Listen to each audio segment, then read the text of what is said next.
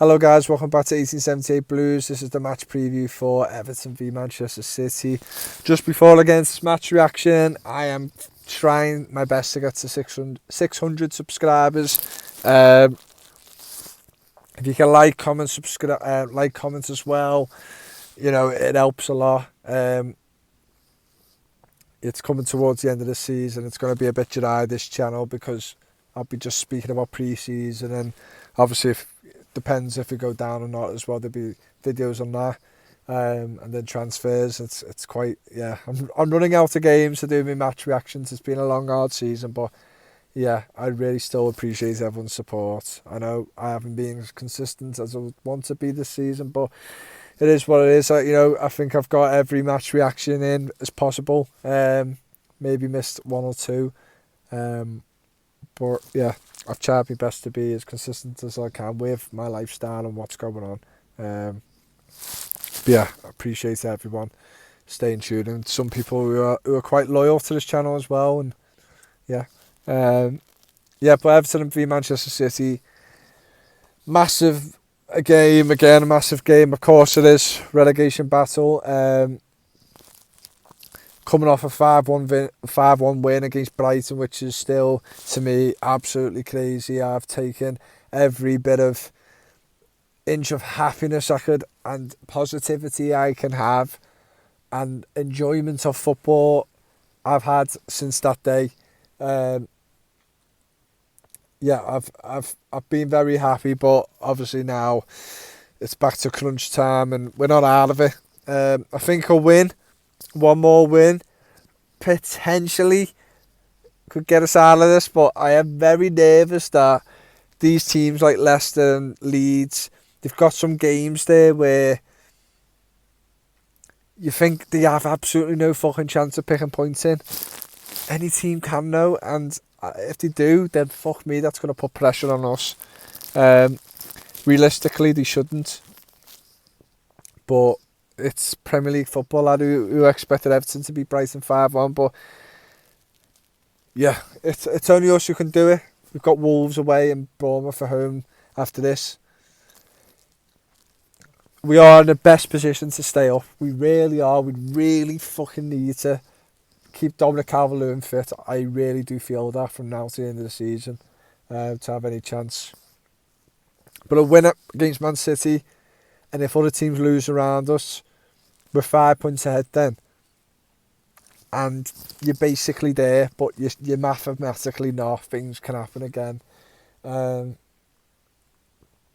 listen, my focus is the good thing is, and it sounds weird, and I don't think Manchester City are thinking this way at all. They are thinking every game win. It's a mentality thing, and listen, it's daft for me to think that they could put their foot off the gas just to save for the Real Madrid game, because they can't afford to lose a game in the Premier League. But I don't think they will. Yeah, massive game for both sides, and you just never know. You know, Man City have struggled at times at Goodison Park. I feel like I've got more memories of us beating them at home than losing. Manchester City are a fantastic side. They can put the fucking reserves out and it'll be a tough game. But I'm holding it out to that bit of hope that they've been winning their games, and I like teams winning their games before they play us. And I know Man City are a different team when they're winning their games because they're fucking smashing everyone out the way. But one, I don't think the title race is over, and two, like I said, they haven't got an amazing record at Goodison, and listen, even if you pick up a point, I'll still be positive about it. If you lose, it just, I don't know what it is, I just feel like I'll start getting really negative again, even though it's Man City. Just to lose 3 games before the end, it's just like, oh, it just makes you, I'll feel dead nervous for that Wolves away game then. I really hope we can pick something up in this match. Listen, we know what we have to deal with. It's going to be a completely different style of play. Even Dice said it after the Brighton game. it's the opposition and that's it. Will he stick to the same team? I don't know. Maybe he might put Onana in the middle for some presence, some build, but he hasn't really been stepping up to the plate. Onana, it's like he doesn't want to be that battler, even though he does in a way. He just doesn't want to do it all the time. I think he's trying to save himself from being injured for the next season, because I think he will get off after this season, to be perfectly honest. But our teams might not want him to go. I don't think he's ready yet. He needs to be a bit more consistent for Everton. So, but that's the one change I think would happen. I think everything else would be the same. But obviously it's just a different style of play and game and management. It would be unbelievable if we beat City though. It'd be absolutely fantastic. My mood will be over. And other teams losing in around us would be absolutely amazing. It could near enough be done by the end of the weekend, you know what I mean? From something that it looked like we was never getting out of. We really starting to look dead and buried. But we have to see how it goes. Even if we lose this game, we've still got 2 games where it's winnable games, especially Bournemouth. Bournemouth won at home, even though they've been playing all right. And they deserve to be where they are.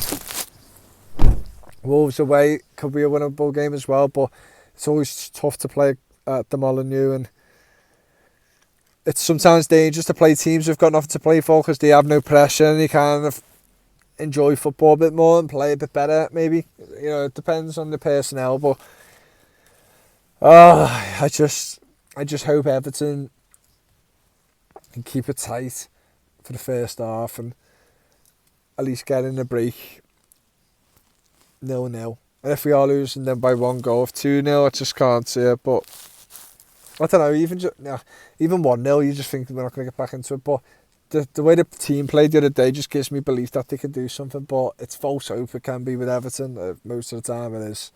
But I've barely seen a boss performance away from home like that in years.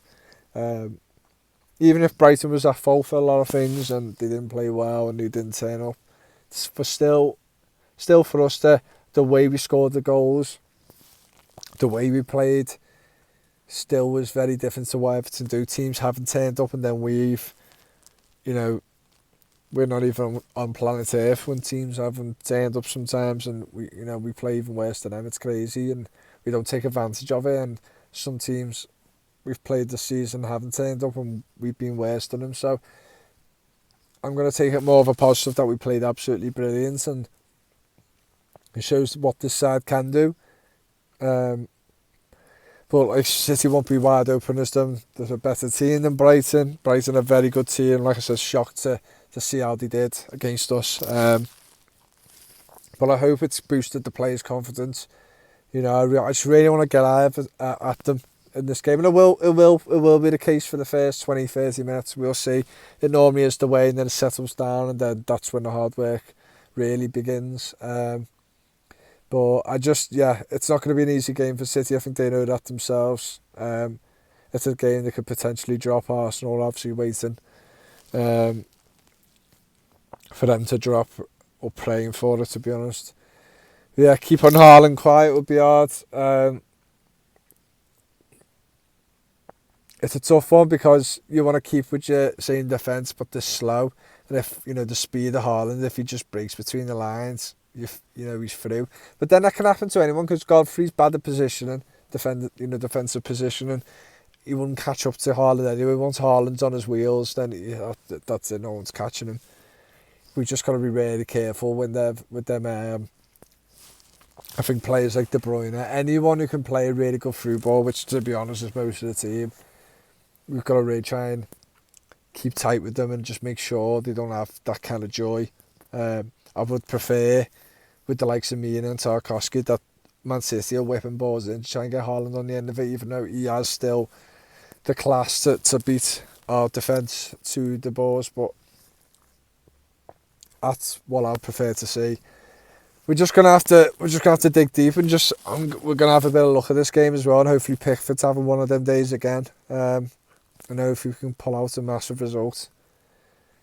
You know, if you lose and play really well as well, I won't be too downbeat, but obviously I just kind of don't want to take it this close. Because, you know, if you lose and other teams win, then we're in relegation again. You know, it's scary because we can lose our next 2 games and then the other teams win their next 2 games and we're down. It's scary how close it. Oh God, it is actually terrifying. Things could go dramatically wrong this weekend, and I really hope they don't. I really want Liverpool to beat Leicester, and I really want Leeds to get beat by Newcastle, I think it is. Oh, just fucking hell, please don't do this to us, you know what I mean? I feel so upbeat with that Brighton game. It's been a nice breather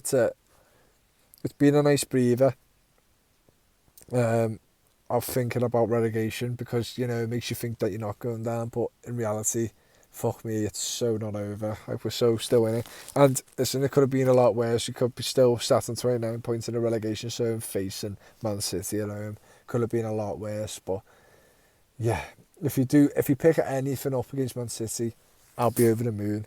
And who say we can't beat them as well? Who says we can't? We picked up a point against them earlier on the season. Why can't we do it again? Anyway, that's my match reaction.